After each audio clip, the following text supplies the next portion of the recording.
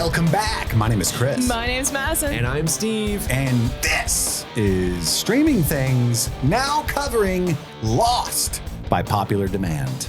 And Madison is back. I'm back, baby. She couldn't escape. We couldn't do a show about people surviving a plane wreck on a lost island and or natural woods without Madison. Without me. Yeah. I was getting PTSD from watching this first episode. I was like, flashback to Yellow Jackets. Yeah, They're very similar. There's literally a part when they pull a guy out from under wreckage and his legs all fucked up. I'm like, Coach Ben! I was like, where's Misty? We need Misty bad. We do. They need Misty bad. Someone on ABC TV is going to run out with an axe and just hack a dude's leg off. Madison was like, you guys swore you would let me out after Yellow Jacket season 2 was over. And you just started a new show. I am locked into this chair. Literally. Chained. We feed her. Don't get weird. Yeah. She gets water. Come on. Water and feed her. Water. Yeah. I'm semi well taken care of. We have a guy come in and muck the stables every now and then. I'm sorry. Too far. But if you don't know what's going on, because you're thinking, hey, Lost was 20 years ago. What are you guys doing? Well, oh my God. The patrons by popular, well, let's be clear. I'm not sore about it. It actually did not win. It wasn't by the popularist demand. But like the Lost fans were very against. if you could do ranked choice voting on the internet, it would have won. Yeah, because it was always second place, pretty much. Sure, and it was everyone's least hated. Least hated option. Hated there was no word. one that was like, "Fuck Lost, I'm out." If you guys do that, right? Yeah. So here's what we're gonna do. We've talked about this before, but since this is episode 1, the pilot of Lost, we're gonna commit to the bit of covering all of season 1 of Lost. Yeah, we are. You guys that are all about Lost, if you want us to cover seasons 2 through 6, you better fucking make sure this show does gangbusters, maybe. Yeah. Because going. we've actually been steadily declining since House of the Dragon. Like Last of Us did pretty well, you know. Oh yeah, Last of Us. Was good. Yellow Jackets, not so much. I get it was on Showtime, and like a lot of people were like, "What is that?" Yeah. You know, Gen Z didn't know what Showtime was. No. Which I get. I'll tell him. Yeah, spread the word, Madison. So you see, apparently when Steve was young, Madison. they had multiple networks. You had to pay money. Light the beacons, Madison. I said, dead ass guys, Yellow Jackets. Millennials Get call on for Showtime. aid. Gen Z will answer. I got it. They I'll used pick to up the go phone. to a store where all the movies were on shelves. Yeah. I did that. You did not. Yes, I did. Oh my God. I went into the Blockbuster. You had your fucking TiVo. You just went there for fun. No. You went there the way that people buy vinyl now. No, I had a Blockbuster card, bitch. Really? Don't be coming for me. Damn. When they did their 3 for $20 deal on DVDs in the front. That's because they were going out of business already. There. Yeah. I was there. I was supporting them. I went to Family Video for the 3 for 21. That's funny. That's how I got so many Blu-rays now. Wow. You just never returned them? No, I bought them. Okay. They were for purchase because they were going out of business. Yeah. But yeah, so that's the plan. And if you're listening to this now, it's what, Thursday in the future? Thursday. Yeah. So tomorrow you can listen to Steve and Phil break down Strange New Worlds if you're into that show. Where are my trackers at? Log in tomorrow. All 8 of you. Actually, it might be hugely popular. I don't know. Yeah, we'll find out. Time will tell. This is the only thing I know. It's this. You got to stick your thumb out. Oh, I'm sorry. There you go. Yeah, the thumb end, that's just V for Vendetta. For Vendetta. Good save. Nice. Good save. But Lost. So also part of the shtick is Steve has seen all of Lost. Yes. He was a huge fan when it originally aired 20 years ago. God, quit saying it, man. 20 years ago. Quit You're old. saying it. I booted up Hulu and it was like original air date 2004 for this first episode. And my heart, you know that Back when you could stay up late without making your feet hurt. Yeah, exactly. Exactly. You know that gif of Tim Allen from the Santa Claus and the beard just kind of regrows? I just did that in my living room. Like, this mortal coil is getting older? Oh my gosh. Madison and I have never seen Lost, Never. though she has had conversations about Lost with folks, right? Yes, people have talked to me about the show, encouraging me to watch it. I get fatigued when I look at how long a series is on for, how many episodes, but I'm excited. I'm hyped after watching Yellow Jackets. Yeah, this is on the list of shows that I was like apologetically saying I would never watch. And now look at me. Look at me go. Look at what you'll do. And I've miraculously avoided spoilers. So I know that's incredible, nothing. honestly. I have little insight to the show minus the ending. I think I have a little bit of the ending spoiled for me, but so far this first episode, I dove in and I just was like, wait, what? Yes. So, yeah. This is kind of fun for me. Wow, my mic cut. That was weird. That was weird. This is kind of fun for me because when we started doing Yellow Jackets, the shoe was on the other foot. Yeah. How the turntables have turned. How the worm has turned, all right? Because you two had seen Yellow Jackets and I had not. And now I have seen Lost and you have not. This was your evil plan all along. And that's also why we kind of decided to do Lost now, is because it kind of, there's a lot of similarities between Lost and Yellow Jackets. Yes. As I'm seeing, there's already a plane, Yes. but no Misty. No It's Misty. sorely missing a Misty. Yes. There is. Is there a Walt? I think there is a Walt. There is a Walt in Yeah. here. So Not a Walter. not a Walter. I feel like I'm going to be telling you guys a lot of There people's is names. somebody Elijah Wood adjacent. Oh, Yeah. Right? That- Dominic Monaghan. that By the is way, true. my experience watching this, I knew at some point in my life that all of these actors were in this show, but I had forgotten. And I was scared I wasn't going to like the show because I'm fucking in it now. Like, I got to watch all of season 1 no matter what happens. So I'm watching it last night, and I haven't seen network television on purpose in many years. Yeah. How weird is it to go back to that So format? weird. Yeah. very odd. So weird. Though production value, pretty high, I I have was to say. impressed. Yeah. I was very impressed. Oh, one of our new segments later on, we'll get into that. Like, I'm for the excited. time, this had to have been the tits. the bee's knees. I have nothing to contribute. I looked at you like, Is that okay? not even that. I just As thought the she only was gonna woman hop in the on it. room, titties is fine. Tits are fine. But like, I was thinking at the time, like, I don't know where I was or why I missed this. But I forgot, of course, J.J. Abrams, this is like why he's so famous, right? Is Lost, pretty much. Had no clue. I never knew that Michael Giacchino did the score for this show. Oh, wow. yeah. Legendary composer Michael Giacchino. What else did he do? Most recently, The Batman. Oh, He also But he's is done a ton of behind shit. the Up soundtrack, if you love that one. That beautiful Yeah. Who thing. doesn't love that one? Who doesn't love it? Damon Lindelof, of course, also famous because of this show. Tons of actors like Dominic Monaghan. Who did I see? Evangeline Lilly, Matthew Evangeline Fox, Lilly. Terry O'Quinn, I Yes. recognize Maggie Grace. Maggie Grace, Ian Somerhalder. Ian Somerhalder.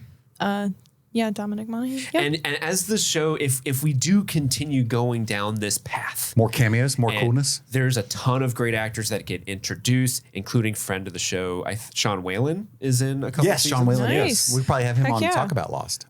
So the cast gets enormous. And Is it like, without spoiling, just nod your head if you can't say anything, but Blink twice. Yeah, blink twice. Is it like Yellow Jackets in the sense that like they're like, this guy's been here the whole time because he was on the wreckage, and now we're introduced the way that they did with like Melissa and those folks? I will say yes, but it's not dumb as you think. Okay. Yeah. Because they said that like at least 48 people survived is what he says to the pilot. And I was like, dang. That's what I Wow. said to myself. I Dang. was like, dang. All right, well, let's dive right in. What we're going to do a scene-by-scene recap of each episode. And then we've got a segment called Beach Please. Beach Where Please. Steve, because he's seen the show, is going to just drop some trivia of each episode each time, like cool little tidbits. Then we got what we call Mile High Club moments, our top 3 favorite moments of each episode, followed by Passenger Princess. That's the award that we Passenger give. Princess. Yeah. Madison, can you explain for those in the back who maybe aren't familiar with what a passenger princess is? Just like I had to explain to you guys 5 minutes ago. We didn't need that. The millennials are sending up the beacon. Gen Z must answer. So essentially, it's very similar to when you and your friend are going to drive somewhere and your friend says, "Oh, I call shotgun." Same principle, but it's you call them the passenger princess. And usually there's more context to the other person driving more often than the other person. So if you're the passenger princess, usually your best friend or your partner drives you around everywhere. Feet up But- on the dash. Yeah, feet up on the Scrolling dash. the social media. Window down, you're in control of the aux, you have, some snackies. Eating all the beef jerky. Yep.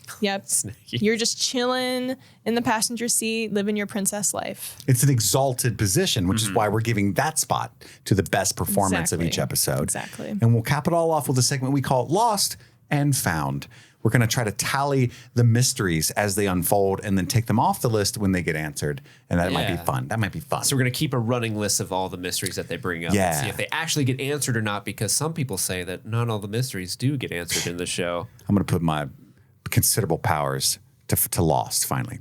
Never fear, folks. By the way. And I do want to say we came up with the names for these segments because, like we mentioned up top, Chris and Madison have not seen the show. Have not seen them. So there might be better segment name ideas that you have. And you may want to send them in because they're nominations. They're probably amazing ideas.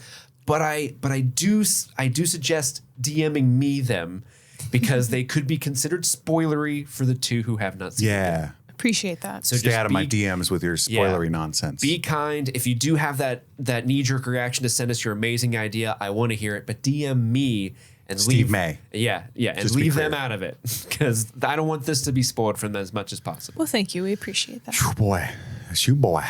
By the way, I already figured everything out. So one episode in. Oh, yes, good. They landed in. Well, I'll show you. I'll tell you. Kansas. I can't wait. I got it figured out. Okay. All right, so let's dive in. Recap. Well, there's something we have to address up top first, though, right? What do we do? What? There was an article. Oh, yes. So right before we started recording that, we've been planning this for months, but then an article came out. Was it Vanity Fair? Yes. About, I believe, I didn't read it, not because I don't care, just to be clear, but because I didn't want, somebody told me there was a lot of spoilers in there. But the general gist is that the actual production of Lost itself was rife with prejudice and racism to a degree many people apparently were not aware. And of course, I knew nothing of this. I'd never even seen the show. And so Steve read the article just so we could be educated on that as a group. And he could navigate the spoilery waters and kind of address that up top, just like we did with Harry Potter. We don't want to be associated with any of the nonsense that goes along with some of these TV shows and properties that we love. So Steve, why don't you dive a little bit into that before we get further along? Yeah, so this article was originally brought to my attention by moderator of the Discord, Enza. We love Enza.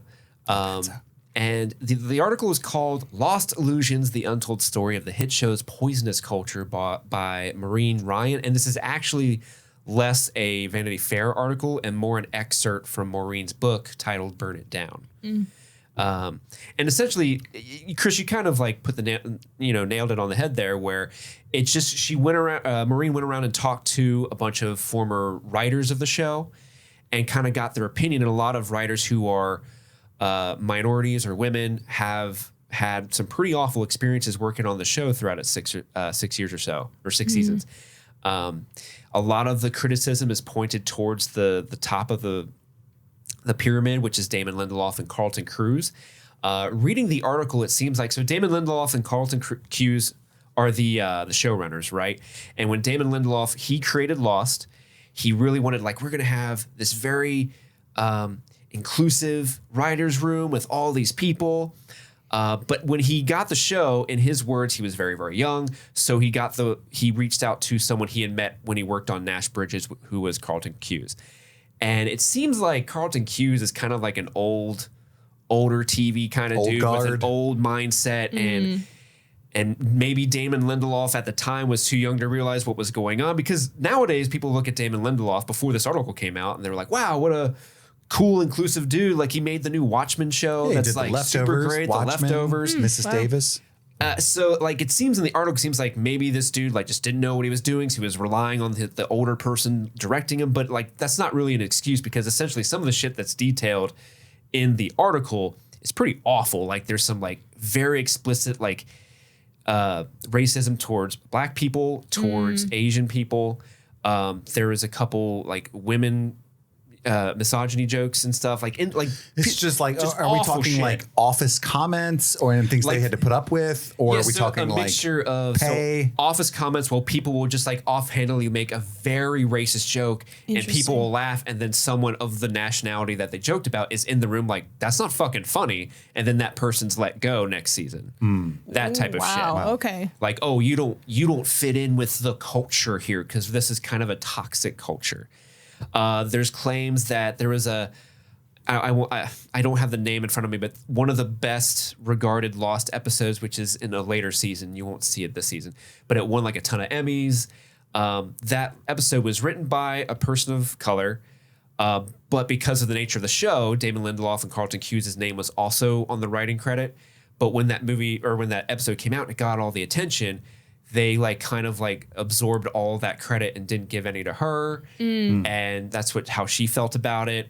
And then there's topics of racism towards the cast and the characters of color. Because even this opening episode, there's a lot of people of color who are in this cast, right? It's a very big ensemble cast. I made note of the representation in the cast, I felt. Yeah, and that was one of the things that people loved about the show initially. But as we continue down this Lost coverage, you will notice that the 4 or 5 most important characters are the white characters.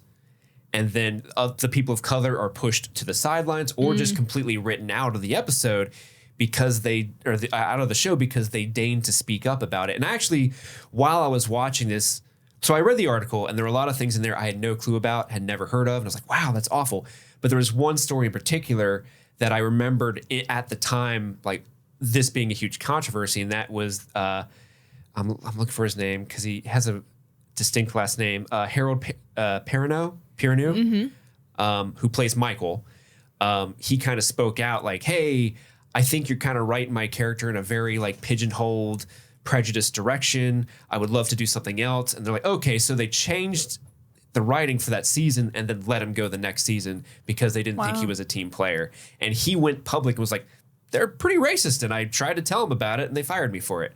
So I remember that being a big controversy at the time. Is Michael, because I've only seen the one episode the one time, is Michael the guy with the son? Yeah, Walt's son. Okay. So, sorry, spoiler, Michael gets written out of the show, but in the future. Not in this season. In the future. Yeah, not in this season. But I remember that happening in real time. And there was a couple other things. I know this show, specifically in season 2, it was plagued with a lot of actors getting DUIs in Hawaii. And several actors are fired from the show because they kept getting DUIs and stuff. And the article alleges that certain members were fired because they were either women or people of color, while other actors necessarily were given a pass because they were the Caucasian cast members, right? Yeah. So it is a real shame that this came out. Actually, it's kind of interesting that this came out right before we start covering it. Because it's a huge article. It's really, really long. It took me a half hour to read because I'm really dumb and bad at reading. He mostly. Is, historically. Mostly. I don't read good. So when we watched, and I hate to have this taint the first viewing of the show for you guys, because it is a very good show, but it is very unfortunate that these things were happening behind the scenes of a beloved show. Because when Enza shared this in Discord, everybody who's a huge fan of Lost was like, I had no idea that this was this awful. This is really sad. And I'm kind of bummed that this kind of taints my enjoyment of the show now. And that's every day our experience with everything that we, you know what I mean? All these properties, unfortunately. But we did want to call attention to it. We wanted to educate ourselves on it, be aware of that as we watch it, and not downplay that fact. And I'm glad that it came out before we, so we could be aware of it and maybe even see signs of it on the screen. But just wanted to make you all aware that we're aware. And obviously we try to be, we have a lot of idiot, mostly me. I hear what I say when you all do, right? Which is a gift and a curse. But also, our intention is to be very inclusive on this show and socially conscious and kind and just share our love of nerd things and passion in general. So with that spirit, we wanted to call that at the top of the show. So definitely do check that out. Maybe we'll put a link in the show notes or something like that, but seek that article out. Yeah, I can put that in the show notes. That might be a good idea. Yeah. And so you can peruse it yourselves. And let's move on to our recap of Lost Episode 1 Pilot, which is what they call the first episode of every show. But in this instance, it might have a dual meaning. Yeah. I said that before with the other plane show. Pilot Part 1 specifically. Yes, Pilot Part 1. Oh, is it a Part 1 pilot? Yep. Dang, we should have done them both then. I was nervous that we were going to do both. So I ended up watching Part 2. Oh my God, girl. I'm trying to be true to this. I don't know what's going on. Except I figured it all out. I'll show you guys in 10 minutes. You figured it out. I considered doing both at the same time, but I looked at the original air date, and Part 2 did air a week later originally. Oh. Which, can you fucking imagine You Yes, watch this I just did episode, it. you get to the end, and you're like, what the hell? I gotta wait 7 more days for this shit? Yeah. That's literally what I'm doing right now, though. I know. And how you holding up, buddy? How you feeling? Well, since I have to also watch Mission Impossible 1 and Confessions of a Dangerous Mind, I was like, oh, thank God, I'm done with 1. But Well, I'll yeah. take it out of my brain. It's no longer there. She did. Like, she just, like, I did. what's that called in Harry Potter where they do the thing? Pensive. Yeah, Pensive, she put it in the yeah. pensieve. Yeah. Boop. Boop. It's gone. It's like a lock and key, baby. I Basically. do have to say, after watching Yellow Jackets and consuming modern, this is interesting going back to the show because it's 20 years old. The way we digested TV back then was very, very different. This show is actually a pivotal reason for why TV is different now. Yeah. But it was so interesting after watching Yellow Jackets for these last couple weeks, turning on an episode and seeing that runtime at 40 minutes. Oh, baby. Yeah. I was By the way, high on life. did you watch it on Freevee? No, Hulu. I watched it on Hulu. It's on Hulu? It's on Hulu. I had to watch those fucking commercials for no reason. So did I. I had commercials on my Hulu. I really? don't have commercials on my Hulu. Yeah, that's must right. be nice. $12.99, I'm baby. a bougie bitch. Must be nice. Well, I actually own all 6 seasons on Blu-ray, even though I've never seen them because I bought Steve's collection. Yeah. But I was too lazy. Like it's You couldn't get your ass It's up. like 6 feet walk away. 6 feet away. No. Pull out. Oh, you just have to do this one time. You pull out the box set Yeah. for season one. Yeah, I know.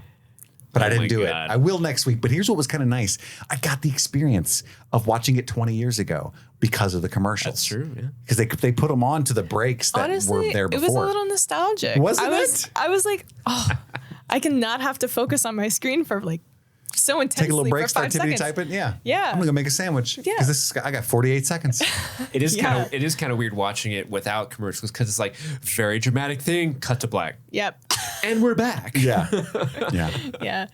So we got everything. Dude, this starts kind of batshit crazy. Oh, I love the intro to It was this. like the guy snaps awake in the forest. He's in a suit. It focuses on an eyeball. A fucking dog walks over. I think his name's Kevin or Vincent or something. Vincent. Kevin. The man's name is Jack.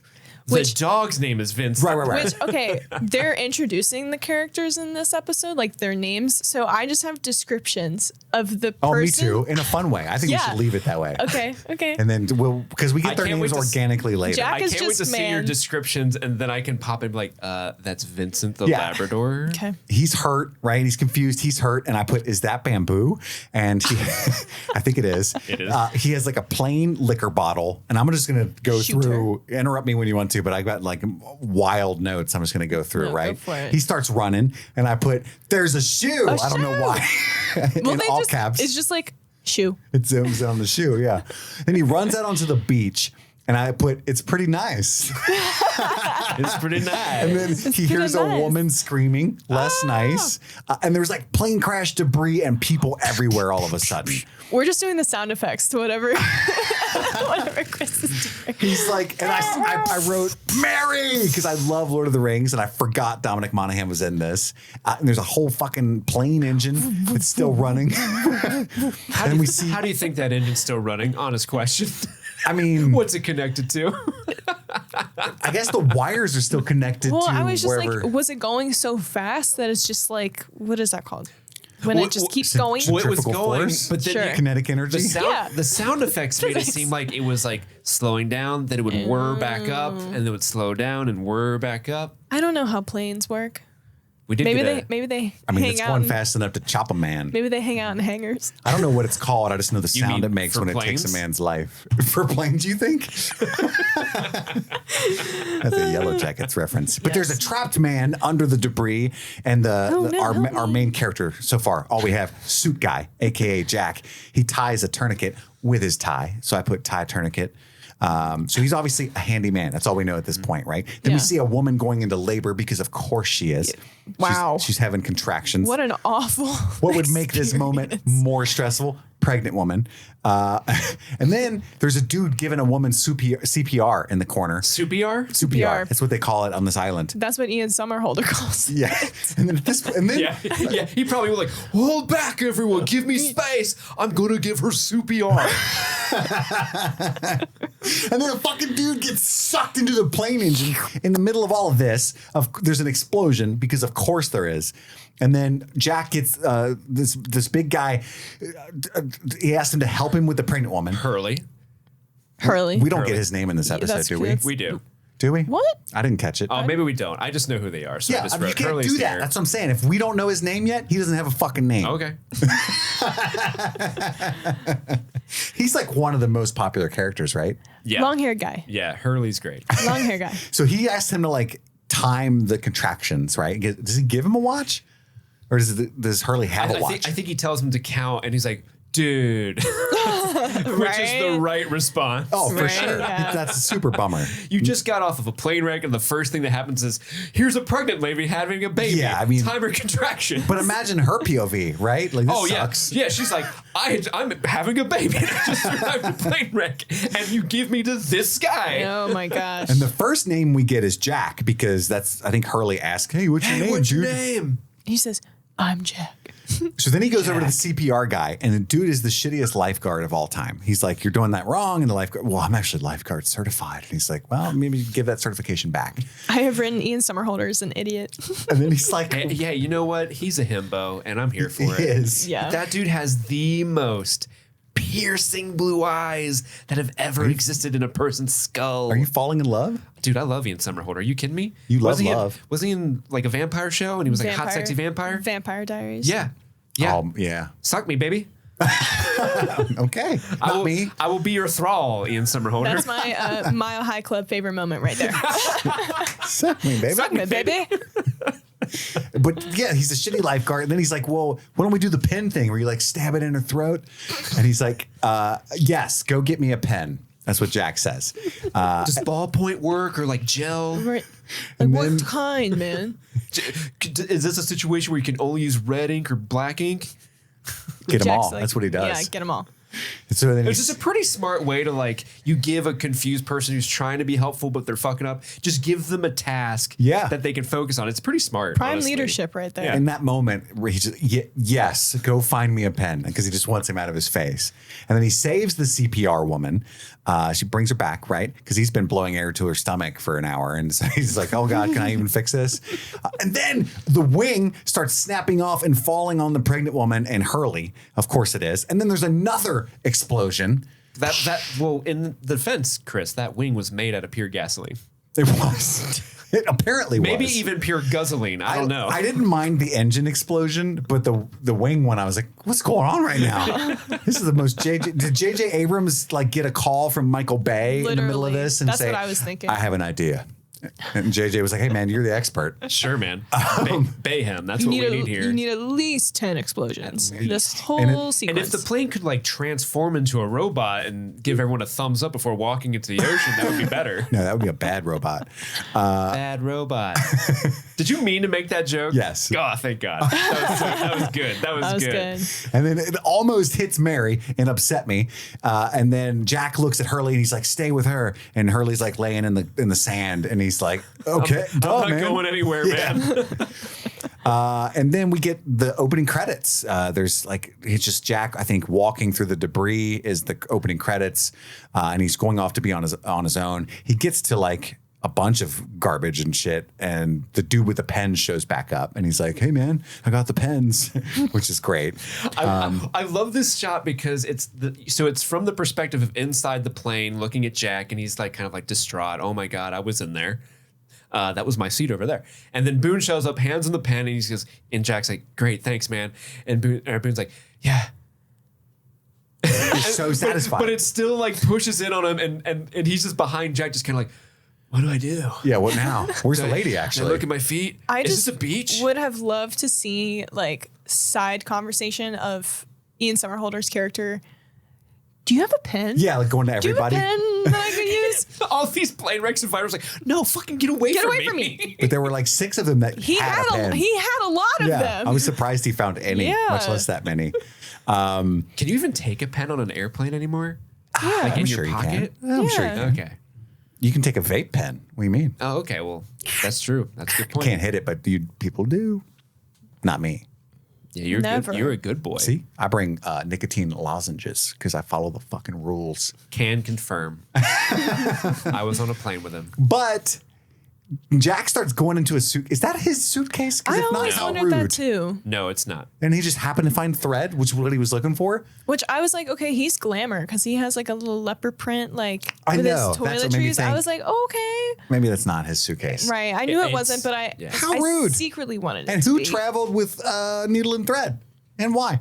Probably a grandmother that got sucked out into the horrible frigid air of 10,000 No, feet but- above the ocean. How lucky for him to the first suitcase he opens. By the way, It's just needle and thread. how did they fucking survive this kind of crash? Like there are tens of thousands of feet in the air when they lose the tail of the plane, and then the cockpit breaks Emphasis off. on the cock. Yeah, like when you're watching Peacock. Right. The cockpit breaks off. It's just like this tube that's open on both ends, hurtling through the air.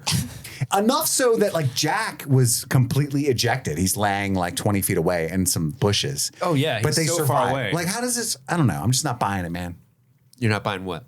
That anyone survives this crash. Fuel doesn't melt at that temperature, man.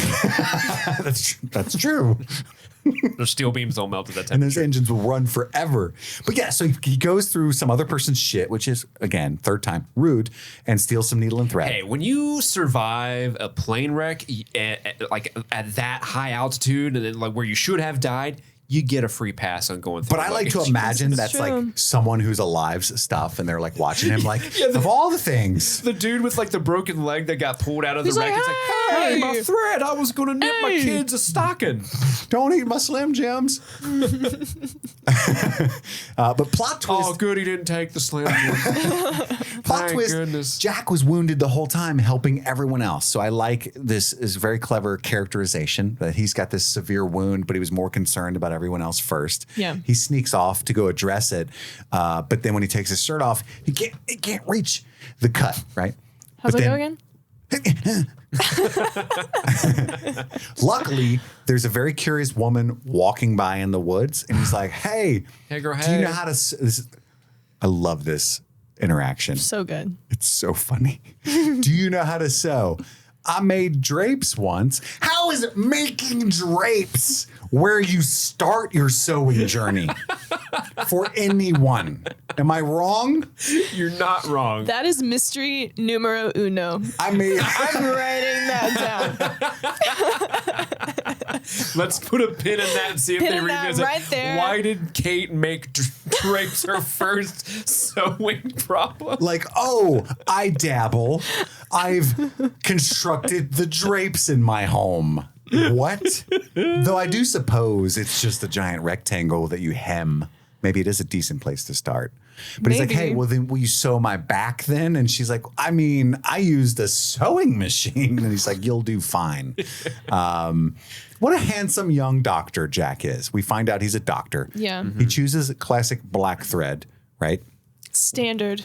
What if he had gone with like pink or purple or something fun? He's a fun doctor. All I would be able to think about from here on out is Jack's running around. He's got some fun thread down his abdomen there. Yeah, he does. And this is where, is this the scene where he tells the story of the count and all that stuff? Or is that a little bit later That's after some later. cuts? It's a little bit later. I thought so. I was like, damn, surely I didn't tell bad. No, but This- can we this talk? Oh, go ahead. Well, I was just saying, can we talk about the reveal of Evangeline Lilly? Lilly? She is so pretty, so gorgeous. Oh my goodness. My only experience with her is Ant-Man and the Wasp, which is probably hearing me say that is probably like awful. But I had no clue. make no judgments. I had I mean, no clue she's- she was in Lost. She's not like in the biggest of movies, so it's understandable why. Right, but I just was like, oh my goodness, love her. She's great. Come on. And then, okay, they were having their, flirtatious, whatever, sewing conversation. And I have written in my notes, they're going to fuck. They're 100% going to fuck. 100%. That's all I had to say. 100%. 100%. That's one thing I used to say a lot because you released our old Patreon episode, well, from like a year ago. And I was disgusted with like the tics that I used to have. Because like, Which one? I was listening, I think it was A Knight's Tale. And I just, every time you guys would say a good point, I would go 100%. 100%. And I'm just like, stop with the percentiles, my guy. past Chris. Ugh, terrible. Ugh. You don't even know percentages. You're terrible at math. What does that even mean? 0%. 0%. So Yeah, if you said like a decent point, I should be like 78%. So is Evangeline Lilly in this show? Is she going to be your version of Chris's Christina Ricci? I think so. Already, I you think already we're- know. I think so. Mine's She's pretty Boone. great. a fair point. Boone's my Christina Ricci. Yeah. Oh, suck me, daddy. But I don't know. This cast is pretty hefty, so we'll Mm-hmm. They see. got some handsome but ones. so far, my loyalties lie with Kate. With Kate, Lady Kate. Lady Kate. Mm-hmm. So I love the part where he hands her the little vodka that he had. Oh yeah, to in like his- wash off. That's to wash later, her right? hands. No, gotta be more it's here. sewing It's- later. It's here. It's here. Well, It that's is- when they have the conversation about the fear and stuff. No, it cuts. It Oh, cuts he after just the dumps color. the liquor there. Yeah, okay. Because he hands it to her for her hands, and then he's like, Save me some." save me some for the pain." Right. Like, because she gives him a look like, Well, it's for the cut. "Damn, sir, do you party?" Yeah, Yeah. for the cut. Yeah, and this is actually this scene with them. I think the whole scene, this one, and then when it cuts back to them, that's actually what they used for actors who were auditioning for the roles. Oh. So this scene is how they Like these were the sides. yeah, this is how they Nice. picked which actors would play Jack and Kate, is they had them do this scene. See what kind of chemistry they had. Yeah. and apparently it was a lot. A 'Cause lot. Madison picked up on that. Oh, Like, 100%. she's like, I smell sex. We then kind of see some other survivors. They don't really have any lines, but we see some survivors doing some stuff. We Cigarette see, guy? We see the My note Marlboro is, Man. hold up. 'Cause I'm reading this now for the first time. Mr. Cool Man has a ciggy. Yeah. I said cigarette guy. He's cool and This tough. is a character you know, right, Steve? Yeah. So I want to give you the pleasure of these like first impressions. I yeah. put, he's got that, how am I going to clean all this shit up face? Because he's just like surveying while smoking, like, It's gonna be a long day. I'm not going to be able to clock out for hours. But why does he look like that instead of panicking? Because he's cool. He's Maybe a we'll mystery. find out. Maybe these are some really good, important things that Yeah. you should pick up on these characters just in these one little shots of them. Yeah. Because we see what did you call him? Mr. Cool Man Lighting up a ciggy. has a ciggy. Cigarette guy. We see the pregnant woman on a beach, I say, dang, she's super pregnant. That's my note. 8 months pregnant. Lots of pregnant. But she's carrying well. You ever been very told well, that? yeah. You ever heard that criticism? You're carrying well. Yeah. My wife would get that in the grocery store a lot. Oh my God, you carry so well. I don't know what that means. I just know women say that, so I want to be cool. She means she's a what's the football person who catches the ball and carries it Receiver? over the Receiver? Yeah, she's a yeah. That sounds weird to say. Yeah, I my don't wife's a like that. receiver. Don't call a pregnant woman a receiver, Steve. Come on, man. We can graduate from this conversation. It's a passenger princess. In my defense, I didn't know they were called receivers. Okay. That's when Steve does not know football. What'd you think it was? A tight end?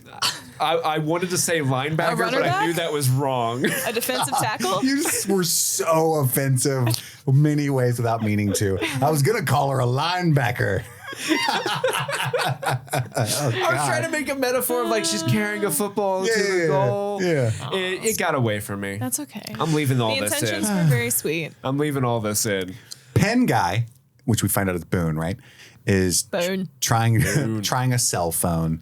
And then I put, it's the guy from Sense8. Did any of you watch Sense8? No. So Saeed is a prominent character in Sense8, which is a show from the Wachowskis that I adore. It got canceled. It's very queer. You would love it, Madison. It's one of my Amazing. favorite shows ever. I love it so much. But yeah, he was in that. I was like, it's like the Leo DiCaprio pointing meme. CPR lady is what I called her. She's kissing a ring, it looked like, on a necklace, which confused me because later on the plane, she says that her husband's in the bathroom. So I don't know why she would have a ring on a necklace already, because I thought her husband had been dead for many years, but it looks like he died in the crash. But we'll go there later. I don't even want to look at Steve to get an indication about how wrong I am. And we're back to the sewing couple, and then I put terrible spinal surgery story. It's pretty bad. This is not a story you tell somebody who's trying to like muscle through doing minor surgery for the first time. I remember my first time. He's like smoking. This Siggy guy had walked by and given him a Siggy. He's like, hey, you're going to need this. Here, brother. I sliced her back sack, and all of the Skittles fell out. Not the back sack. I don't remember what he said. I meant to go back and re-listen to his story because when he says like I sliced her back sack and the spaghetti noodles came out, like I'm watching at home like we have a lot of doctors who listen to this podcast. Can y'all write in and let us know, like, is the thing he's talking about a real jargon? fucking thing? Is that real jargon? The back sack line in particular was like, that can't be what they call it, right? So I'm not going to lie. I was not a fan of this scene.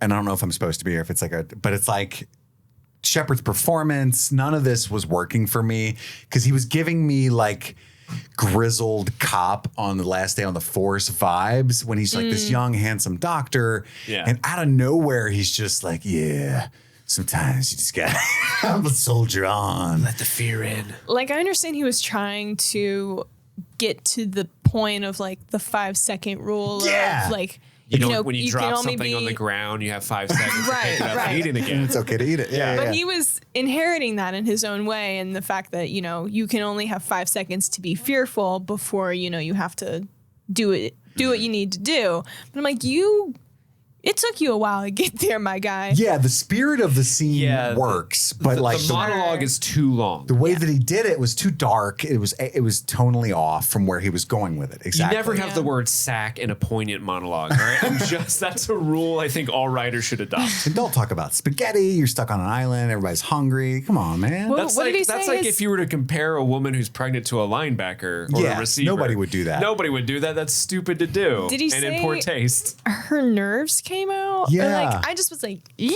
I thought he paralyzed a girl. That's what I thought he was going. He has this getting really towards. long, like, it was hell. Her guts were out. She was dying. Leaking spinal I fluid was everywhere. so scared, but I let myself not be scared. And then she was fine. Then she was I okay. said- Yeah, then I fixed her up. And then we went and got ice cream afterwards. It was Yeah, great. it was I thought he was going to be like, so I said ew and ran. That's why I was on the plane because I'm clearly so young that I'm still in residency. I hope she's okay. I doubt it though. Yeah. Anyway, don't do that. Keep sewing. Right about where you're sewing is where the sack is. Why are you passed out? Okay. She just blows chunks and falls over. Yeah. You failed the test. But any hoozle, we cut to Saeed talking to Mary a Doc Brandy Buck. That's what I'm talking about. And then Pen Guy, Boone, brings a chocolate bar to Shannon, who I did get a name for. Mary. Uh-huh. I can't call him his real name because we haven't gotten there yet. But Mary does a thing that reminded me of you, Chris. What do you do? Madison, do you recall? He has tape around his fingers and he has a Sharpie and he's writing fate. On his hands. Because I remember you used to color your fingernails with Sharpie. Oh yeah. And I don't know when he He's said a that, musician like I was. when I saw him doing that, I don't know why I'm like, oh, Chris used to be rebellious. Yeah, maybe. We all, everybody. I was a cornball as well. We are everybody. Yeah, everybody. And then, so Pen Guy dates Shannon, right? Is that Yeah. and Shannon sucks. She doesn't want the empty calories of a chocolate bar. Yeah. Even in this situation, she's convinced that they're going to be rescued soon enough to where she doesn't have to do that. So he just, idiot. ha. I'll It eat has when a the black rescue box. plane gets here because, to be honest, the grub here sucks. The rescue plane will clearly have a better hors d'oeuvre menu. Obviously. Yeah, Obviously. or at least some kale. Was kale hot yet? I think this is pre-kale. The show. Kale's so hot right now.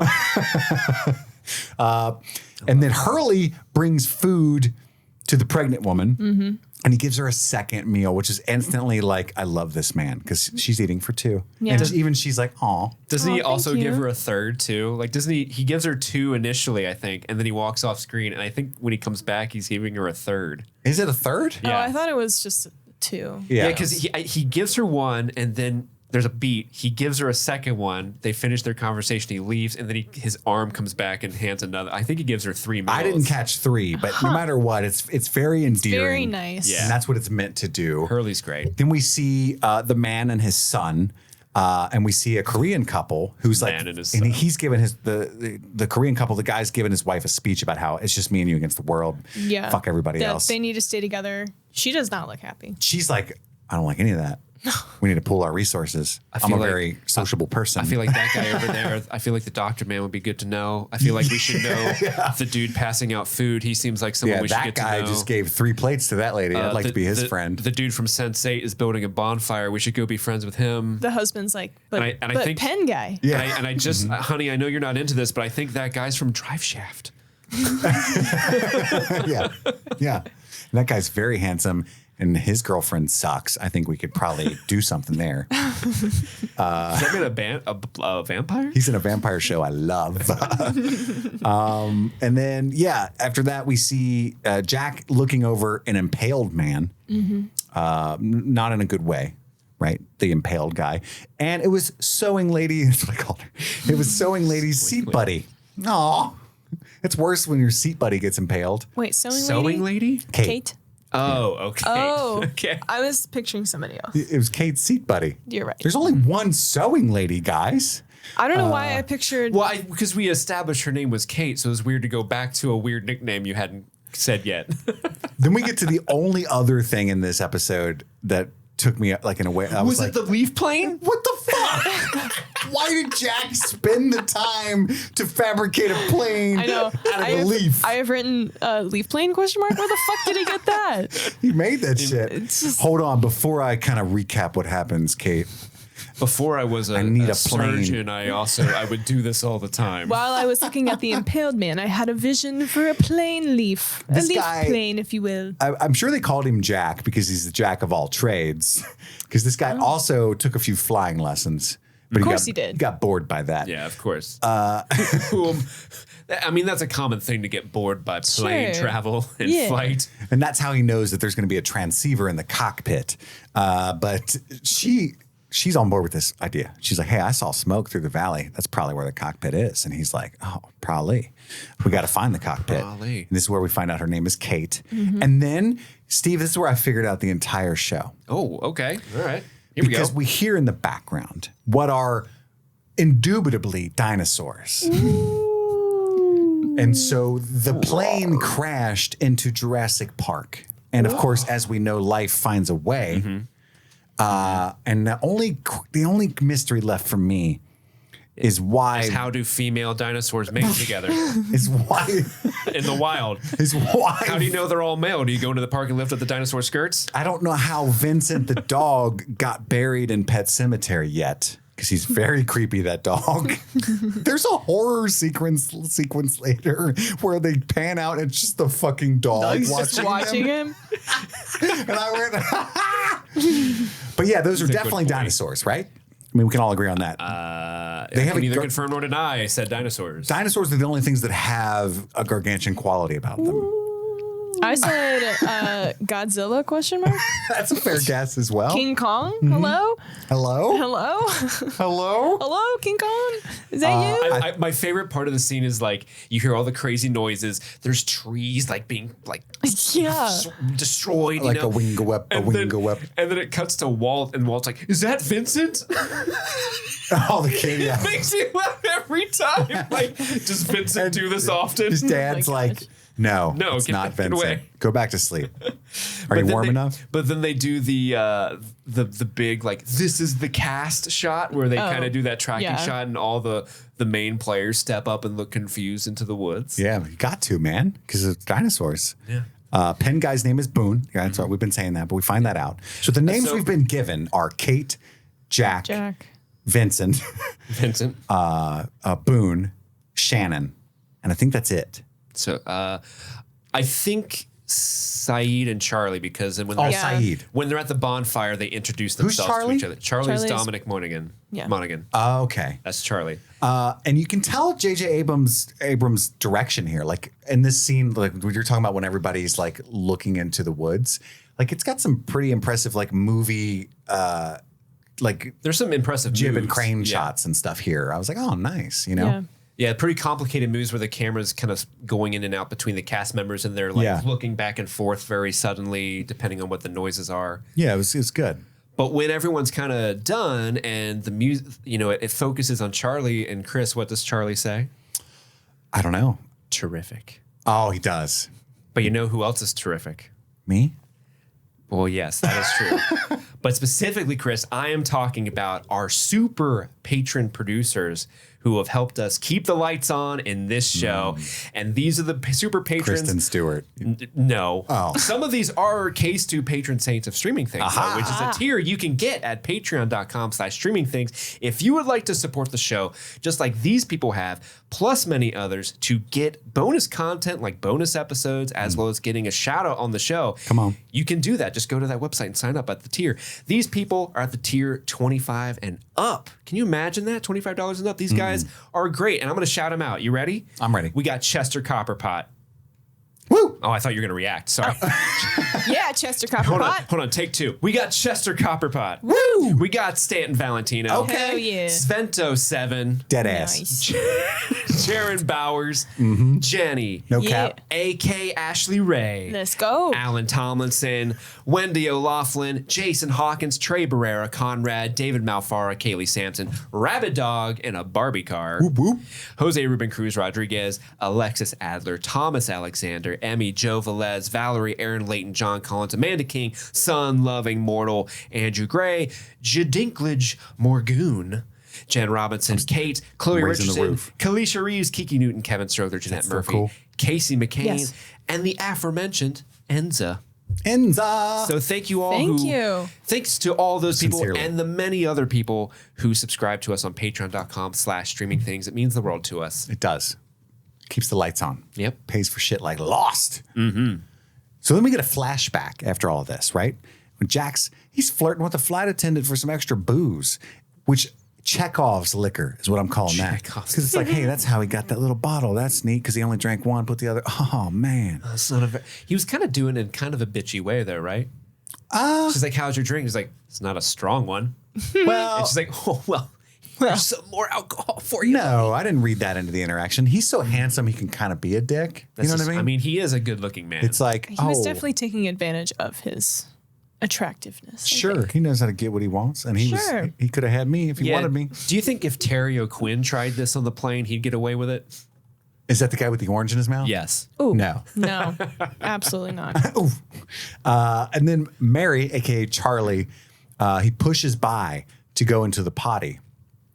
When you gotta go, you gotta Knocks go. Jack back, and him and the flight attendant are just like, or the other lady there that's next to him, the other passenger, which is the CPR lady.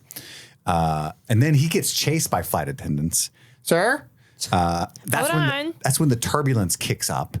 And then I put her husband was alive because we get that interaction between the CPR lady and Jack. Like she's traveling with her husband. Yeah. He's in the potty. the back at the potty. And we learned the tail had fallen off. So my theory is that that's when her husband died because he was Yeah. in the potty back there. Right? Is that where we're all on that page?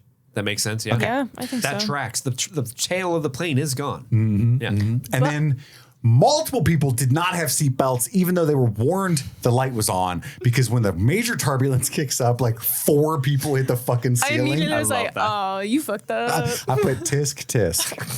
Because I have my seatbelt on 100% Always. of the time. 100%. Always. Unless I got to pee. Right. And you never, and I quote, never poop on a plane. This is why. Unless you're on a very long flight and nature it. calls. Would you hold it from like on a 12-hour flight? If Okay, I don't listen. go on I've never been on an international flight. I'm sure I might have to poop, but I don't I think was my on body an would let international me. flight, and they're strategic about it because they gave us so much cheese, so much dairy. They said no one's shitting on this flight. Or tomorrow. We are Yeah. stopping you up. Like I forget what the main course was, but they gave me like 4 blocks just a of, block of cheese. cheese. I'm not kidding you. It was like the prepackaged, That you sounds you so would get for amazing. lunch, but it was like cheddar. It was like provolone. It I'm was so Damn. hungry right now. gosh, it was What other kind of cheese? Was it Pepper Gouda, jack? pepper jack. Was it melted? Gouda? Well, okay. What I That's a did sticky was cheese, isn't it?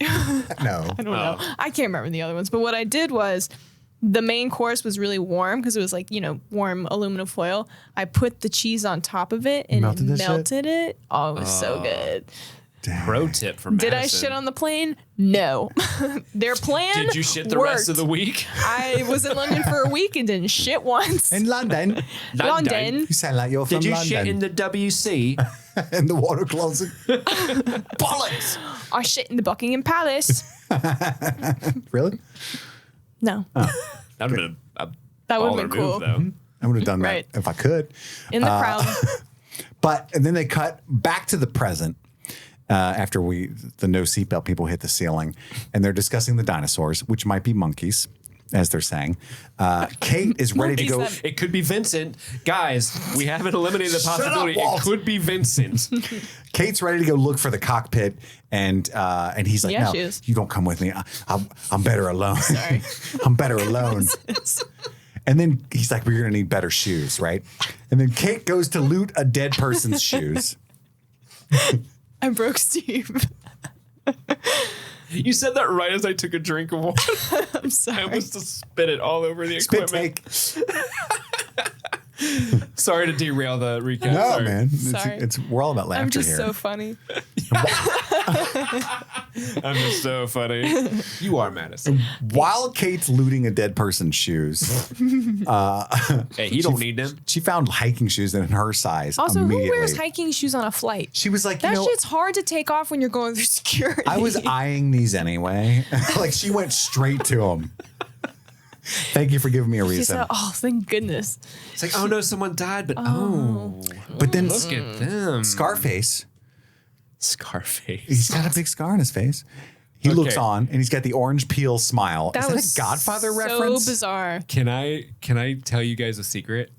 Yes. Is it a We spoiler? won't tell anyone. Don't worry. That and it's not a spoiler, but it's giving you guys a window into my mind for future episodes. Okay. That dude with the orange in his mouth, that is my favorite character of the show. Oh my gosh. Of course it is. Is this a Godfather reference? I don't know. Because at the end of The Godfather, Like I can't speak to what this is leading to. I don't know why. Yeah. I know this is. I've seen this meme of just this guy smiling with the orange peel, and Lost fans geeking out about how much they love this moment. It never made any sense to me. I was like, what is going on that island? But at the end of The Godfather, Vito Corleone is chasing his grandkids around with, a piece of an orange in his mouth.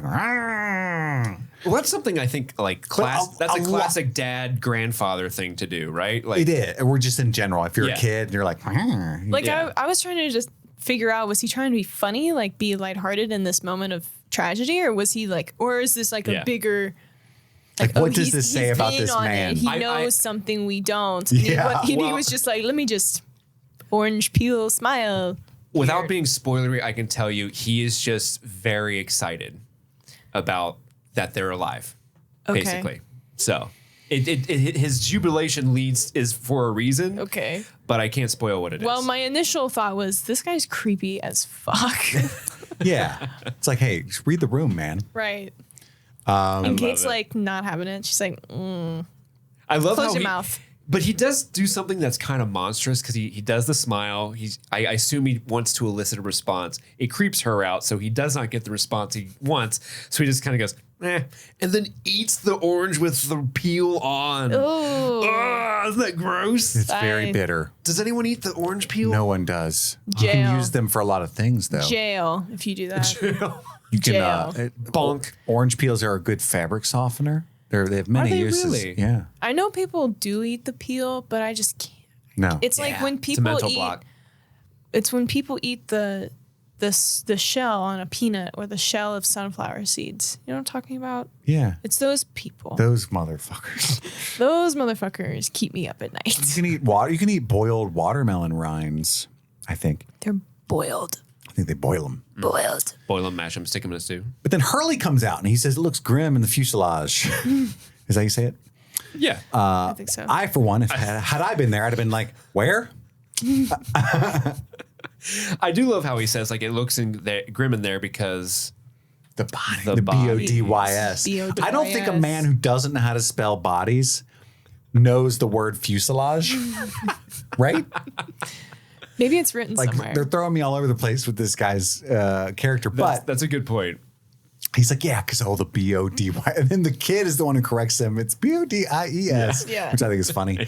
But he's completely unfazed by the fact that there's a bunch of dead bodies on the plane. Actually, I think the kid's probably taking it better because he doesn't have the concept of life and death yet, like fully grasped. He's like, why Maybe. aren't, he just looks at Kate and he's like, why aren't we taking all their shoes?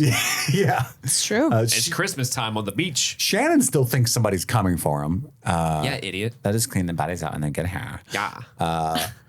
Charlie wants be a to duck. come too. And I put, of course he does, because the only other character I know of his, he was eager to go on the journey as well. In this moment, I was like, he's bad news. This little interaction right here, I was like, I have a weird feeling about you. And it's later confirmed or at least I have suspicions as to why he wanted to go to the cockpit. And I think confirmed. he's a drug addict and Yeah. he left them in the bathroom. And that's why he was getting chased by the flight attendant. Yeah. That's my theory. I also think that as well. That's my theory. Because she caught him in the potty, Yeah. right? Well, he probably wanted to go with him because he knew of a shortcut to get to the cockpit, and that's Buckleberry Ferry. Buckleberry Ferry. Buckleberry fucking Ferry. Did you see that video?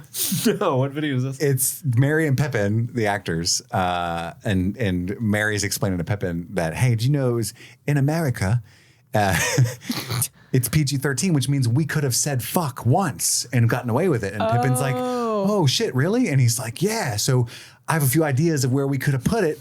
And one of his ideas is Buckleberry fucking Ferry. I do like that. I think I have seen a segment of that video Yeah. because I do remember And that. then two are fun. I think Pippin comes up with fool of a fucking took, which would have been that's great. good.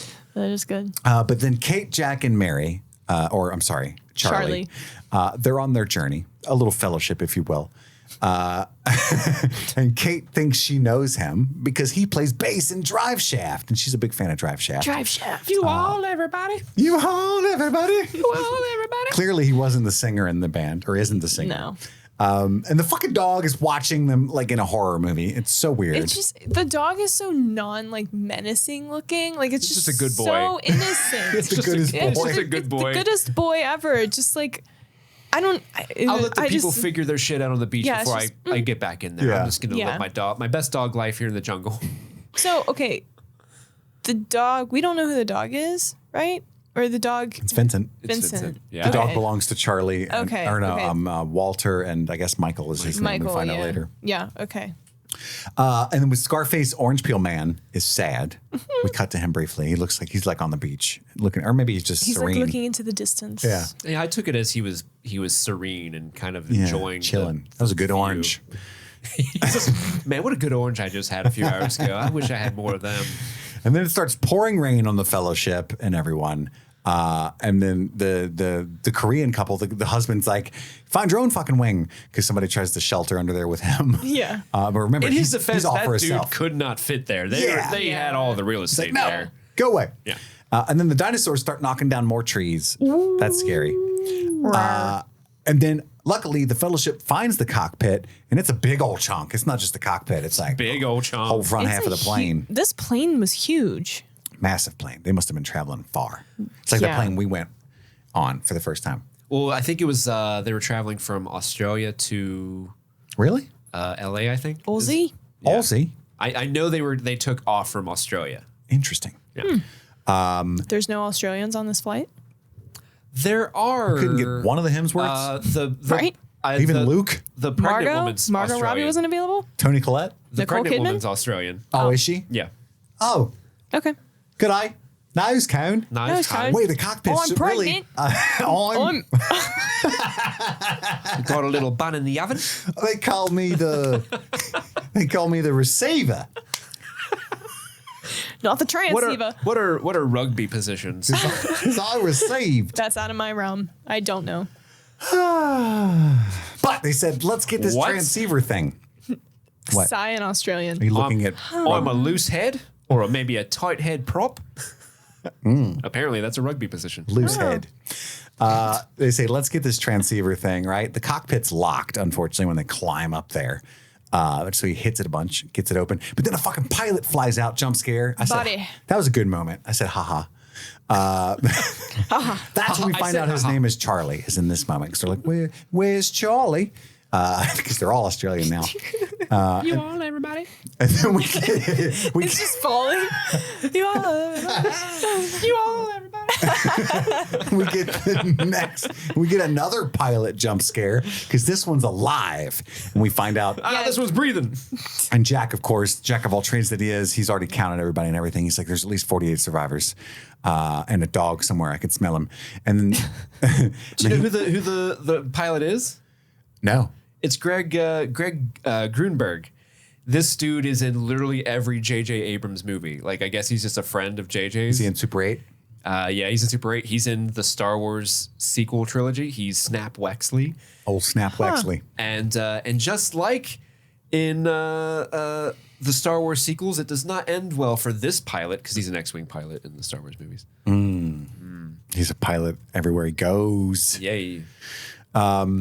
Yeah, and he tells them the story of the flight, and he's like, hey, it's not looking good, guys, because the radio went out, and then we just tried to turn back towards Fiji, and we were 1,000 miles off course when we hit the turbulence, so they have no idea where we're at. They're never going to find us. We need to find the transceiver. And then Jack's like, not a big deal, but I told him we needed the transceiver. Yeah, I told him, hey, guys, look for a complicated walkie-talkie. When the radio went out, you should have called me. I've built many plane radios. And I know exactly where the G-spot is, Kate. And she's like, I figured. That's why I came on this journey. It's under the back sack. There's a lot of nerves in there. Oh, no. I've seen them.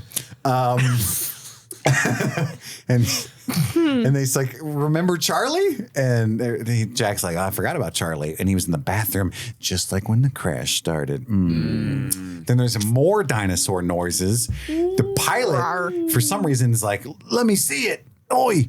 And he gets snatched out. Yeah, he's like going through the crashed open window and like, what's going on? And then gets fucking ripped out. Snatched out and eaten. I thought he was eaten. Blood sprays out everywhere. It's actually weirder than being eaten. They run for it. Jack grabs the transceiver, which is great. Charlie trips and gets stuck. I don't know how. His foot gets all wrapped up in some roots. And they fucking leave him, which is great. And then as you should. But then Jack comes back for him. And then Kate does the fear count. I wasn't a fan of this damsel in distress moment, but I was like, it's 2004. I need to be okay with it for this right now. Well, she does the fear count. She does. Well, there was a little like one of the things I'm not super thrilled about this episode is like they very quickly are like, oh, Jack's like, let me protect you. Like when the monster first shows up, he's like, come here, and like hugs her. Like it's a little like, you guys just met, and also it's Evangeline Lilly. She can herself. Kick ass. Yeah. But she screams his name. She made drapes her first try of sewing. Jack. I want to see those drapes. I want to see them. You heard it here. Do not go there. I didn't. There was a twinkle in your eye. I saw it spark. Diffuse that shit real quick. Is that what that's like when you guys have a filter and shit? Because I've experienced that for the first time just now. Ever. My filter was visible, though. You know what, man? It was. I'm proud of you. Good job. Thank you. You're growing. And then I actually, even though I hated like the whole monologue that Jack Shepherd does to tell about the fear count, I liked that it was brought back and like this moment with Kate. Again, a little melodramatic maybe, but it was kind of neat in that moment. Help me. And then Charlie runs into Kate as soon as she like bursts from her bamboo, and he's like, I lost Jack. He saved me, and he dipped out, man. We should probably go. And then the rain stops. And she's like, did you see it? And he's like, no, but there's a gargantuan quality about this thing. And then they go back for Jack. She finds... I'm Charlie, by the way. I love that. Yeah. I heard you screaming for Jack. I'm Charlie. Like, I'm Charlie. You probably didn't call out my name because you didn't know it. I'm Charlie. I just want to make sure you know. And then she finds pilot wings in a puddle. I loved this scene. They look up and they see the pilot above them. But first she sees it in like the tree puddle reflection. And How does something like that happen? How does it happen? I was confused too, because if we're dealing with this is some sort of malevolent creature then, because it didn't eat. It wasn't for food that Did they took this the pilot. defeat your dinosaur theory? Short arms? No, it must be, it could be. It could be an Velociraptor. Indominus. It could be an Indominus Rex. Those things kill for pleasure. That's true. But yes, the pilot was not eaten. He was just savaged and thrown aside, right? And then we see Jack. Jack's back. I'm fine. I dove into a bush, and while I was in there, I found some food. Because these berries I know are edible, and whatever. And then He brought out food? No. Oh. I made all that up. No, Jack He's just a handy guy. Yeah. Very handy. He's a handy guy. Also, I repaired the transceiver because I used to be an engineer, but I got bored with it. I want to know this man's faults. I want to know his weaknesses. But I couldn't reach anybody in English. Luckily, I speak 6 languages. And then we finally get the title, Lost. And it goes, Lost. Where is everybody? And that's it. Steve, it's time for Beach the Please. end. Well, that brings us to our trivia segment, Beach Please. You guys ready for some trivia? Trivia. Yes. Oh, I like that little Star Wars Cantina music. Nice. Did you know, this is my favorite part of trivia for maybe the entire show, but did you know in the original pilot for Lost, everything happens the exact same way except for the very end. Jack is meant to die in the pilot. The original concept for the pilot was Damon Lindelof thought it would be really, really interesting to create a TV show where they endear you to this main character and then they kill him off in the first episode. So now you're like, oh shit, no one's safe. Yeah. Anything can happen. Took a page out of George Martin's book. Yeah. Or I was thinking Scream, where it's like they introduced the. Drew Barrymore, Yeah. Yeah, so originally the pilot gets sucked out of the plane. They all go running. Jack goes missing, and they're like, where's Jack? And the body they find in the trees is Jack's body. Whoa. This kind of led to the fact that when they were originally trying to make this pilot made, they originally were trying to cast Michael Keaton in the role of Jack because there was going to be like a special guest star.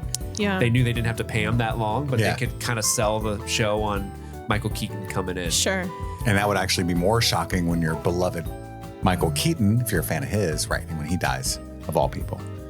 Wild. Yeah, that would be nuts. Huh. The plane wreck itself cost $250,000 to ship to Hawaii because the show is filmed in Wow. Hawaii. So just getting it there cost them that much money. And in fact, before they shipped it to Hawaii, obviously it's got to sit at an airport. And I guess it was sitting kind of out in the open in a way. And the airport had to make announcements that that's not a real wreck. Yeah, you're going to be fine. I'm surprised they flew it out and not transported it on. By boat? Yeah. Yeah, that's kind of an I interesting mean, thing. it's like a 5-hour flight from LA to Hawaii, LA. I think, as I recall. So that would be a long boat ride, is what I My mean. producer brain is just like, how to create less panic as much as possible. I feel like having it out in the open at an airport would create some sense of panic. For sure. Absolutely. Can you guys guess who was the first actor cast for Lost? Like officially on. cast? Like they got their role? They were the first one? I'm going to say Dominic Monaghan. Okay. Chris, what's your guess?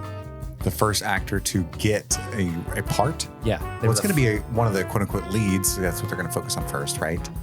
Evangeline Lilly. You were both wrong. It's Jorge Garcia. Hurley. Oh. He was the first one to get his offer. The plane where they shot the flashback where they're just sitting on the plane is the same exact plane set used in the 2004 film Soul Plane. Nice. Ooh, I thought that nice. was funny. Let's see. What's another? So production. We kind of talked about the budget for the show. Why does it seem like such a big movie?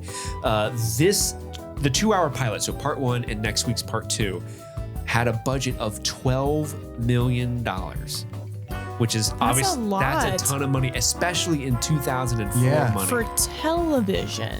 And it was so much money that the guy who greenlit the costs and show, the Lloyd Braun, I think's his name, got fired even though this show eventually became the biggest hit ABC had ever had in years. Oh my gosh. But gosh. because he greenlit this incredibly expensive show, he got shit canned.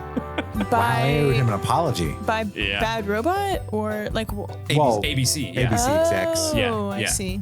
I Wow. think Disney owned ABC at the time, so it's probably like the Mickey Mouse came in. Oh boy, where's my money, Lloyd? Oh shit, can you so fast? You set goofy eye straight. Oh, you Mike, bitch. me bitch. That's a good that sound. That is good. Let's see. And our final bit of Beach Please trivia is that this episode won 4 Emmy Awards for Outstanding Single Camera Picture Editing for a Drama Series, Outstanding Music Composition for a Series, Outstanding Special Visual Effects for a Series, and Outstanding Directing for a Drama Series. That's that Michael Giacchino score. 4 Emmys, 1 episode. We're just at the beginning of this, guys. Dang. I'm excited. We're in. We are strapped in, unlike those 4 people on the flight. That brings us to our Mile High Club moments, our top 3 favorite moments of the episode. Madison, start us off with your number 3. My number 3, first of all, I feel like there are a lot of fun, quirky, like comedic relief moments. And I usually place those at my number 3 anyway. So it was very hard because I felt like this episode had a lot of those quirky, comedic moments. But the Pens comment with Ian Somerhalder, so funny. I loved that. I can't tell which stick I like more of. If it's like him sending him out to get the pens, or if it's the final delivery, he's like, I got the pens. And there's 6 of them. Like, he was able to do it. But that's my number 3. Steve, your number 3. My number 3 favorite moment is a moment that I think you guys didn't seem to like, but to me, it's such an iconic moment from the show. And I love it so much because I love this character. Is it the spaghetti nerves? No, it's not. No, it's this one. No, it's the orange smile from our good friend John Locke. I feel like you have more context to enjoy that moment. I do have more context. It's definitely a moment that maybe when the first time I watched the show, I watched Lost for the first time in 2005. So the first time I saw the show, I don't know, maybe I appreciated this moment when it happened, but I definitely picked up on like, oh, that's a weird thing. Like it sticks out in a show where a plane crashes and there's a dog and there's dinosaur things and there's butt sacks or back sacks. Whoa! Whoa! Stay tuned, everybody. I was like, hell Butt yeah. Sacks coming next week. This show is going to get awesome. Episode 2 of Lost, butt sacks. Why did you say butt sacks? I'm dyslexic. But in a show where all this weird stuff happens, one of the most memorable weird shots is a guy smiling with an orange peel for teeth. And that is why and it's gone on. And now that I have more context of the show, it's one of my favorite, most iconic shots of the show. So that's me, baby. Me, Chris. baby. My number 3 is the pens as well. Nice. Ian Somerhalder's pen gag, specifically when he brings them, I think, is this is the one to call out, just because it's like I had forgotten about it. It's funny. Yeah. And Madison, what is your number 2? My Mile High Club moment. My number 2 Mile High Club moment is the moment where Kate looks down, finds the wing emblem in the dirt. And it was just a really cool shot of like kind of a rack focus of her looking at the emblem to going to the reflection, then the reflection showing the body in the tree. I don't know. It's just I enjoy a good rack focus, and I really liked that scene. It was really cool. Well done as well. Steve, your number 2. My number 2 is when Charlie, Jack, and Kate begin their adventure, and Kate recognizes Charlie. We all everybody. I love the fact that Charlie is this member of a band called Drive Shaft, and supposedly they're fairly famous, they're fairly popular, they're popular enough for Jack to know who it is. And I love how Kate's kind of like, you're in Drive Shaft. No shit, that's awesome. And then I love that Jack walks up like, hey, what's the holdup? I was way ahead of you guys. I sprinted back. What are you guys talking about? And Kate's like, do you know that Charlie's in Drive Shaft? He's like, I don't give a fuck. Let's go. We're losing daylight here. Like, they're pretty famous. We're famous. We are famous. We're on tour. We're going on tour. He said it's the comeback. Not anymore. It's a comeback. Like, I just love how kind of like offended he gets. Just right. Like, we're Drive Shaft. But yeah, that's my number 2. My number 2 is the second fear countdown with Kate, with Evangeline Lilly. Nice. Because again, the introduction of that premise I was not digging, but it came back in a satisfying way, and I appreciated that it had ever happened at all, finally. I'm wondering if that will come back again. I kind of hope not. We can't just keep getting a fear count. I kind of hope not. We can't just keep That getting sounded fear like an countdowns. optimistic. I hope so. There's gonna be so many people counting to 5 in this show. All right, guys, I'm teaching you all my technique. No, I want none of that. Okay. Dog's like, row, row, row, when he gets scared. Got 2 more. Got 2 more rows. You thought I was going to do the whole bit? Well, yeah, you have to let the fear in for 5 rows. Row, row. There we go. Now you could be the goodest boy. Madison, what is your number one favorite moment of the episode? My number one favorite moment is the opening sequence where Jack is running through, all of the mayhem is happening with the plane. I think if you're going to start a season and really capture people's attention, this is the way to do it. You're definitely watching episode 2 after this shit. Yeah. Mm-hmm. And what I really liked too is kind of how they made Jack almost an audience member as well. Like we're coming into what is going on through Jack's eyes, and I really liked that. But yeah, I felt like a lot of characterizations in the opening sequence as well with the characters that we will get to know. But I think a lot of how we get to know those characters, if we watch back this opening sequence, may have some important symbols or how they filmed them. You know what I mean? Like I really enjoyed the opening sequence. Yeah. Well, it's interesting. I just remembered a flashback because I made a video about all the most famous shows of all time I had never seen. And a prominent one was Lost. And so many people said, fuck Lost, it'll waste your time because the ending made me so sad. A lot of people said that because a lot of people say that about the ending of the show. But every single person said, at least watch the pilot, which just now hit me that I remembered that everybody said that. And I assume they mean both parts, right? But maybe they just meant this. But I mean, this is like a legendarily good I think pilot. I probably mean both parts. There are very few opening sequences that I remember. This one is definitely going to be one of them. Mm-hmm. Yeah. And I can imagine for the time when this came out on broadcast television, how impactful this opening sequence was for because this is everybody. basic cable too, right? Yeah, this is basic cable. Like the golden age of TV was just kind of starting, but to get that stuff, you had to go to like HBO or some sort of the one to watch premium. But you didn't get this on like ABC. Or, again, you don't know about this, but Showtime was one of those. Right. The Showtime I'm not subscribed to. Can I ask, what was the PR behind this show? Because was this primetime TV or was it pushed up through the years? Oh, so it was advertised as primetime television. Yeah, this was advertised as like a big deal when it came out. Was this like competing with Survivor? Survivor was on at the time. I can't remember. CBS. So I was so far removed from Survivor, but is this like Big Brother level? It's like real world versus road rules level. Sorry, Vincent came out of me again. He got a little scared. Vincent got a little scared. Yeah, it was a big deal because I remember a lot of people, because this is still back in the day where you only consume this stuff one episode at a time. Oh, this would have been water cooler. Oh fodder. Yeah, you like literally you would go to work the next day and people would be like, "Oh my god, did you see what happened on Lost?" Yeah, imagine if Twitter existed. Well, didn't Lost invent like online theorizing fandom rabidness? Like that was Lost was the beginning of that, right? Or was that Buffy?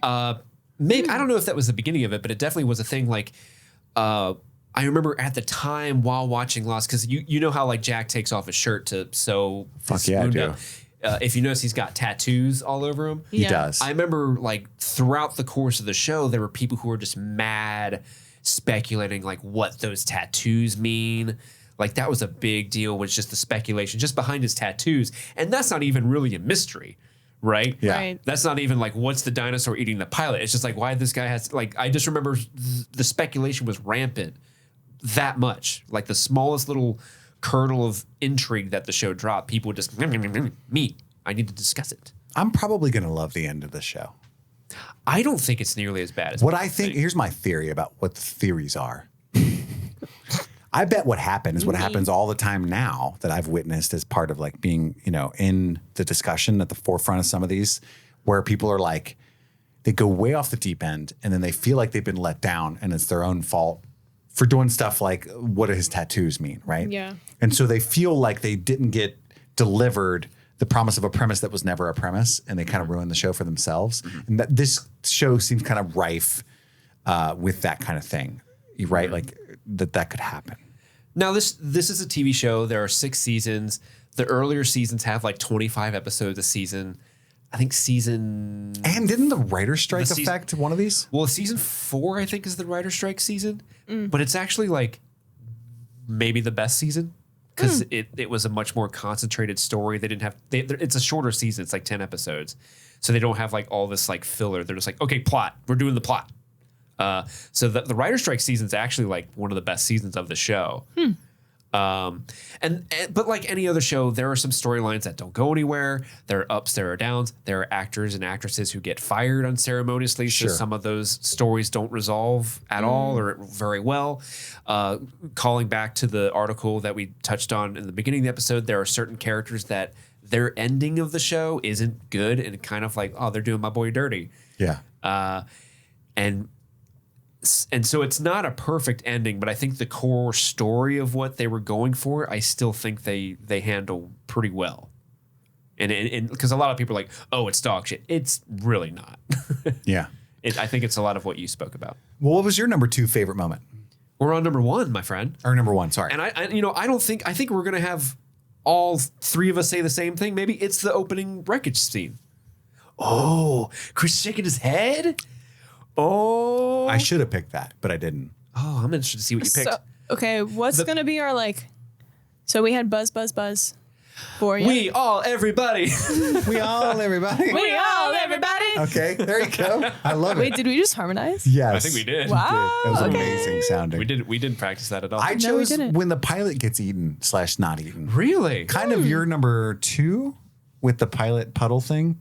Sure. But kind of more the part where he Pilot gets puddle. sucked out of the cockpit, because that whole sequence, like that 2 minutes where like we get the pilot jump scare that falls out of the tilted plane towards Charlie. It was ramping up. It was a level of horror.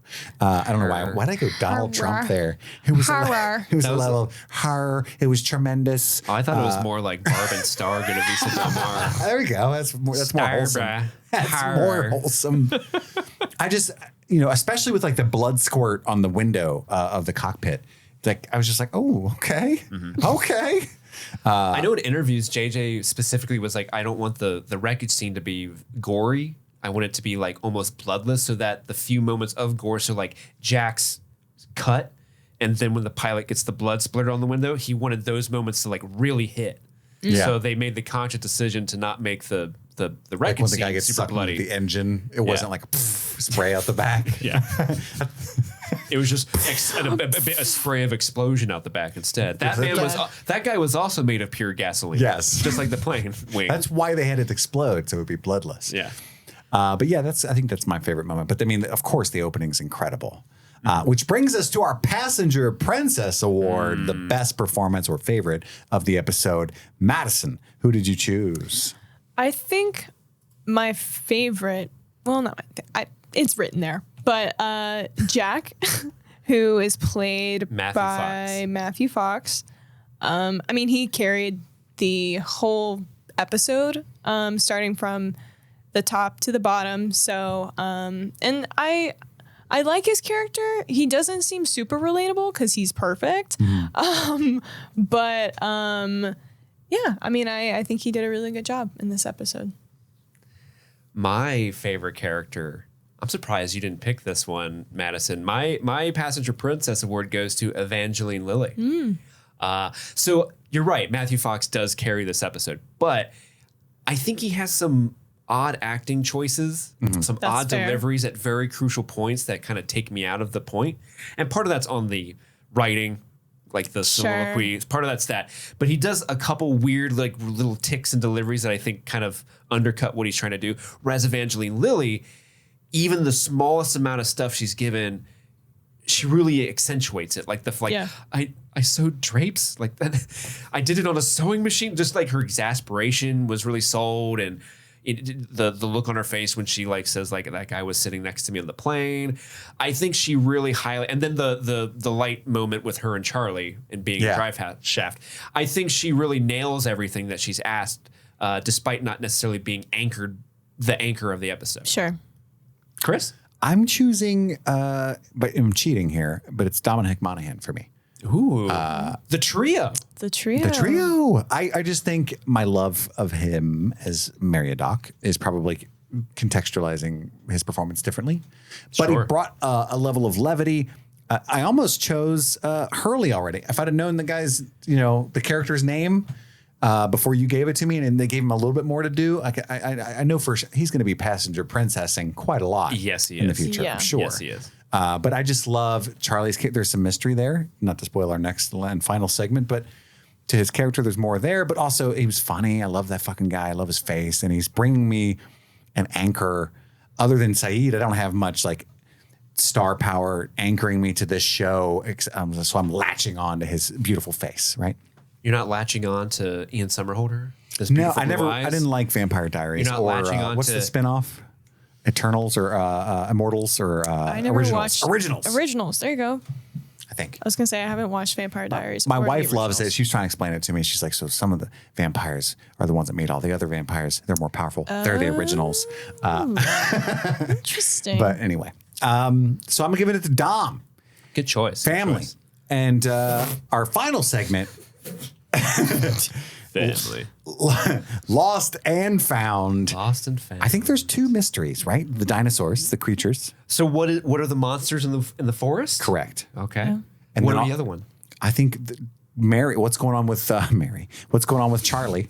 What's going on with Charlie? That's a mystery, right? I think it's drugs. I think we all kind of are leaning that way. Yeah. I think it's something. He had a stash in the bathroom. I mean, I also had written Orange Mouth Man. Orange Just- Mouth Man. That character's a mystery. Sure. What's going Yeah. on with What him? the fuck's going on with that guy? And then Yeah, again, to remind everyone, the point of Lost and Found is we're going to find mysteries, we're going to write them down, and we're going to keep a ledger of them, and we'll review them every episode to see if they're answered or if they added new ones. Any more mysteries? what is Vincent doing? What is Vincent doing? What is that dog up to? Is he plotting? That's a mystery. Are the noises in fact Vincent like Walt claims? Who's the father of the baby, of the pregnant woman? Oh, who is the Who father was of the the baby? quarterback, you could say, Steve? I don't think that's a mystery. I just wanted to deliver that joke. I'm going to sorry. write down who is the quarterback and see if we remember what that is You don't next think week. it's a mystery? No, who cares? It's none of my business. My business. Hey, you're not wrong. You're not wrong. Awful suspicious that you're pregnant, ma'am, on a plane. On a plane? Are you? By the way, I do want to say I don't think you're allowed to fly at 8 months pregnant. Boom. I've never highly- been pregnant, so I don't know. It's highly advised against by doctors. Back me up, Casey. I have no insight into that at all. I would only add one more thing to this list of mysteries, and that is precisely what exactly happened to the plane. That's a good one. What happened to the plane? Why'd the radio go out? Why Sure. Why did the tail rip off? Why did the cockpit rip off? Like, Is it what, like what a, happened to it? Why? Laura Lee situation, perhaps? Suspicious plane exploding. It was the wilderness. Like, you ain't getting out of here. Well, they said the radio went out, so Why somebody is was the up. wilderness someone from Brooklyn?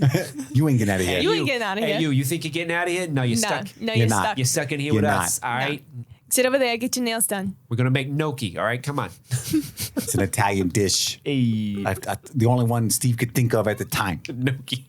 Not a big deal. I had some gnocchi like 2 days ago. I It was love fire. gnocchi. Vodka sauce and gnocchi with some Italian sausage. Oh my God, my mother. My mother. My mother. The way she used to make that mother. sauce.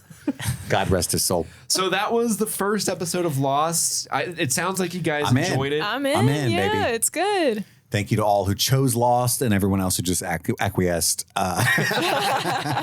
Don't forget, along for the ride. we are going to be covering other stuff all week and much more stuff down the road. But if you want season 1 of Lost to be a success, share the show, tell all your friends about it, whatever you got to do. I don't know. I got back into my Brooklyn accent because I think sometimes you got to use force. And you are walking here. Yeah, I'm walking here. And if you have any theories of your own, maybe we missed some lost and found mysteries, write them in. Write in at streamingthingspod@gmail.com to interact with the show. You can find us on Twitter at streamthingpod. You can follow us on Instagram, which is streamingthingspodofficial. But just be wary of spoilers when emailing. Yes. Because I check email as well. Yes. Or if you are sending in a spoiler, like in the subject, like only Steve's eyes only. And please, it better be spoilers for Lost and not like photos of something. You can also become a patron at patreon.com/streamingthings and get access to our Discord where we have a Lost specific channel where you can interact with everybody. And then also, speaking of Discord, I do want to announce that next Friday, I don't have the calendar in front of me, but a week and a day from when you hear this on Thursday, will be the return of Steve's fireside chats on the Discord. Come on. It's been a while since we've been able to do that since we went to LA and had our vacation, but that's returning next Friday. Allah. That's all the time we have for right now. My name is Chris. My name's Madison. And I'm Steve. And this is Streaming Things. Row. Row. Row. Row.